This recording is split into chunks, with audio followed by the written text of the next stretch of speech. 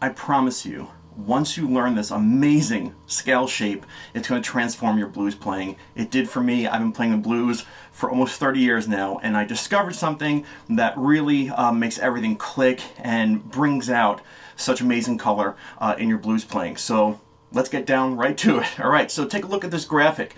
This is a scale shape I discovered. In this video, I'm going to show everything to you first, and then I'm going to explain where it came from and why it's so amazing, and then we'll discuss a couple of practice things. So here we go. All right, this scale shape from thin to thick actually, and we're going to do this in a G blues. I'll explain everything backwards. It's 15, 12, 15, 12, 15, 14, 12, 15, 12, 15, 13, 15, 13. All right, let's look at that close up.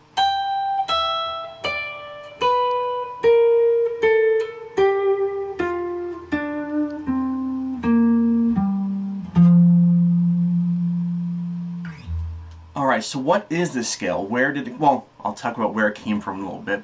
This scale is a combination of two scales, very similar to my Mixodorian blues scale, which you can check out after you watch this video, but it'll be linked right here.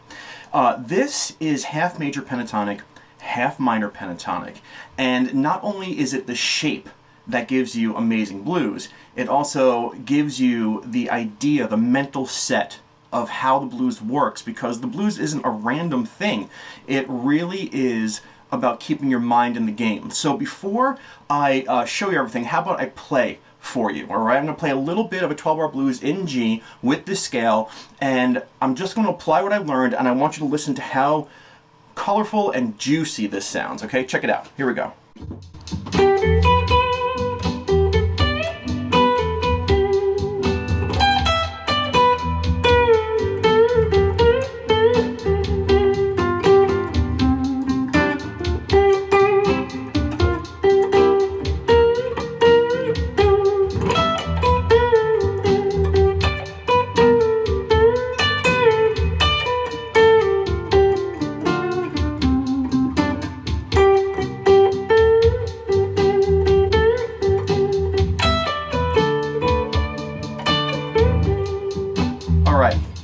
Now, I kept that clean, and you could hear there's something very special about playing. There's a lot going on. There's major pentatonics, there's minor pentatonics, there's a hybrid kind of combination of them too.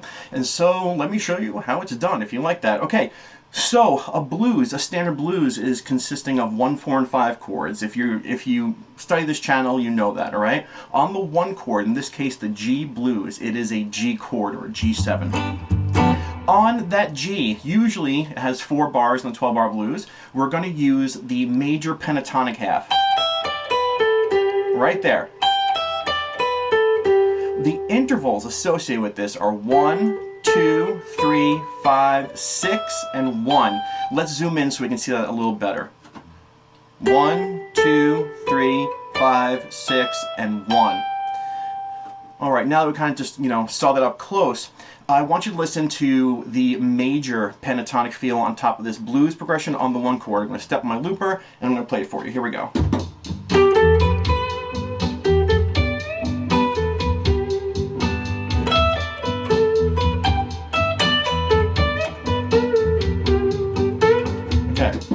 You can hear that it goes perfectly. The major pentatonic consists of the intervals 1, 2, 3, 5, and 6. 1, 3, and 5 are chord tones. So those are the ones we're going to really land on. The 2 always can be bent up to the 3.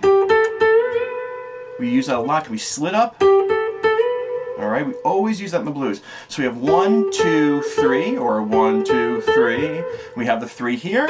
5 is a chord tone. 6 likes to come home to a chord tone. All right, so when you hit a 6, you can pause on a 6 if you want to. But you want to kind of put the period at the end of the sentence on a chord tone. So let me do it one more time. You can watch or listen for that, but here we go. Remember, on the G chord, we're playing the major half.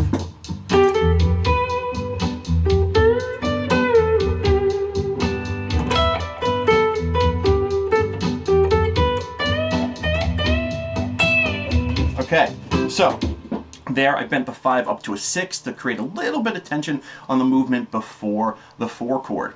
All right, so now I'm going to show you what happens on the 4 chord. You're probably saying, well, there's a note missing here from the graphic. We're going to get to that. The second half of this scale is the G minor pentatonic in this position. Here, the full position of the major pentatonic is like that, is the form 1 as we call it. And if we were to play a G minor blues here, it would be the form 5, which is 13, 15, 13, 15, 12, 15, 12, 15, 13, 15, 13, 15. And that's putting a G major pentatonic in this place, or a G minor pentatonic. So that half of the G minor pentatonic, starting on the G, let's like zoom in here. Looks like this. 12, 15, 12, 15, 13, 15, 12. Now, let's look at the intervals. You have 1, flat 7, 5, 4, flat 3 or minor third, 1, and flat 7. Now, on the 4 chord, there's a 4 in here. And if you watch my channel, you want to hit that 4 on that chord change. It really kind of bonds with the music. You can also hit a 1, because believe it or not, the 1 is also a chord tone of the 4. All right, just to let you know. So here is the 4, here's the 1, and now I'm going to play that blues again, and on the G, I'm going to play major pentatonic stuff. On the 4, I'm going to play the minor pentatonic stuff. I'm going to try and hit the 4 or the 1 on that downbeat of the 4 chord, and we're going to take it from there. Let's see what it sounds like. Here we go. Major.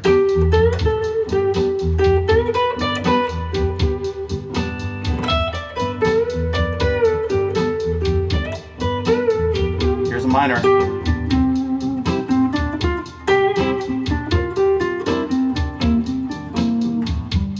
and there we go. There it was. Now, before we go any further, if you look at that main graphic again, oh, let's zoom back out, right? Okay, all right. So we zoom back out. Now, when we look at that, that original graphic, you can see there's one note I haven't touched yet, and that one note is the 15th fret of the G string.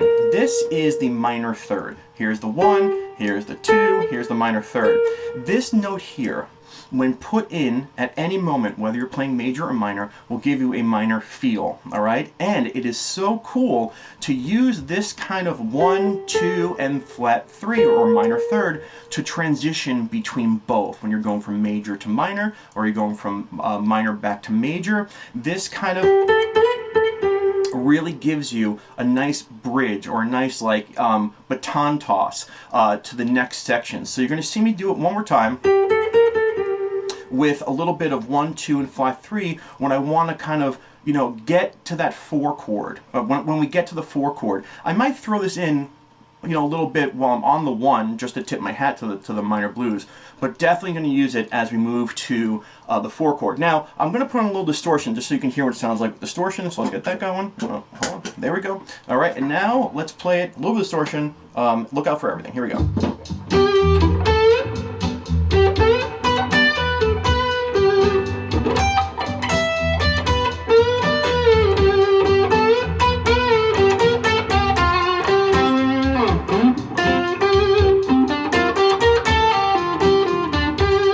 Major.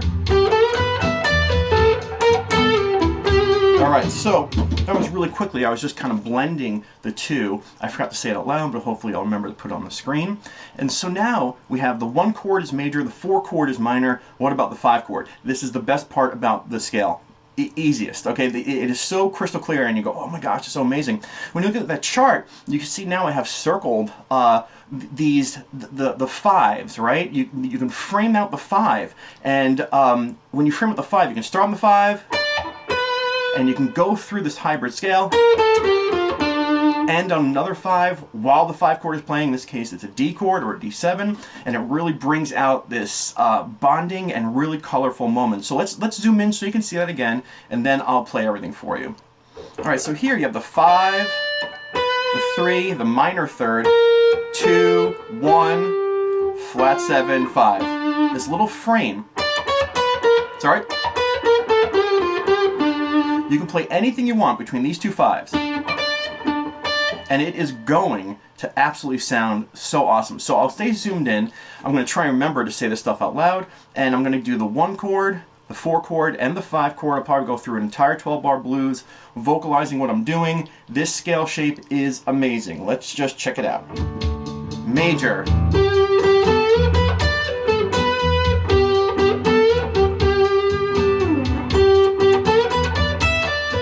Transition. Minor. Transition. Major. 5. Minor. Major.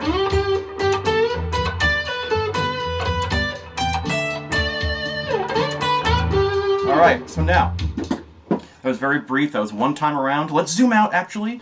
All right, so we're back. So I just went one time around the 12-bar blues on the major. On the G chord, right? We play the major pentatonic. On the 4 chord, we mix in that minor sound. Or on the way to the 4 chord, we do that 1, 2, flat 3 kind of dance thing, and then on the 4 chord into minor. Then back to the major for the G chord. And then on the 5 chord, we frame out that 5. Sorry.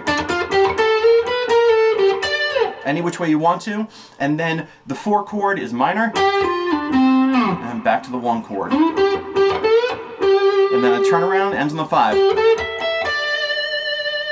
And there we go. All right, so now, very brief, well, not brief, but I think I was very fast, I think. So I just want to talk to you really quickly, like what we're going to do. In Patreon, we are going to discover more of the fretboard to connect this stuff with, and we're going to practice in different types of blues. I don't know why I'm getting some feedback right now. It's really weird. We're going to practice, and listen, if you like this, check out the Patreon practice sessions. Trust me, because it is so liberating when we think and play of the blues like this. And so I just want to say, check it out if you want to. But now, where did this come from? I will tell you. I have a friend who said, hey, can you take a look at Stormy Monday and you know, doing In the Mind of the Allman Brothers? And I was like, yeah, totally, like no problem. And you know, I started listening to it, and I was listening to the live at the Fillmore, and the first 6 seconds of Dwayne's solo caught my ear, and I went, whoa, whoa, whoa, whoa, like what is he doing here, you know? And you can hear that so colorful in these mixing major and minor stuff, and I can't tell you where like it came about, but all of a sudden this kind of got framed out in my mind that, you know, I know he's in open G tuning, I know he's not playing a standard guitar, but what he was doing was like splitting major and minor really fast, really precisely, in the same area. You can hear it. He's not like moving, he's just kind of staying still. And my brain just saw this kind of like split thing light up. And so that's where it came from. And so I haven't even done In the Mind of the Allman Brothers yet, because I'm only on the first 6 seconds of the song. And I want to say the reason this is so important and so cool for your blues playing is because your mind needs to be in the game. It really does. Blues isn't a free-for-all. It isn't okay, let me just close my eyes and like play the notes that I envision. No, there's a map, there's a game, you have to be at a certain place at a certain time. And having these scale sections in one place really, you know, it puts your mind at ease because everything's right there. It also puts your mind in the game. You got to think about, you know, where is the song right now, right? And it really, once you get it and you realize how easy it is, and then you put this together, it gives you such a nice blend of major and minor, and like that 5 section, which is so delicious. And so you want to practice like this. Now, in Patreon, I hate to mention again, we're going to be doing this on a quick change blues, which is kind of like Stormy Monday, right? It's a G for 1 bar, then a C for 1 bar, and back to a G. That's the first 4 bars. And we'll also be doing this on a Texas style, which is a 6 count. We're going to do it in G because I think practicing in G, like my friend Dave says, it makes you pay attention more. You're not like, oh yeah, I've done this in A. It really puts your mind in the game. Okay, I'll stop talking. I wanted to give you the lesson first and kind of show you like where it came from and why it's amazing. And so, you know, go practice this. you know, if you want to buy the chart, grab the chart. If you want to check out all the practice sessions, which are going to be awesome, and learning how to practice this stuff so that you can do it, like really do it, really practice it, check that stuff out. I will stop talking. As my daughter's sign says, if you like this, give me a like, share. And also, Scott, if you are still watching, that Layla album cover is on its way. Bye.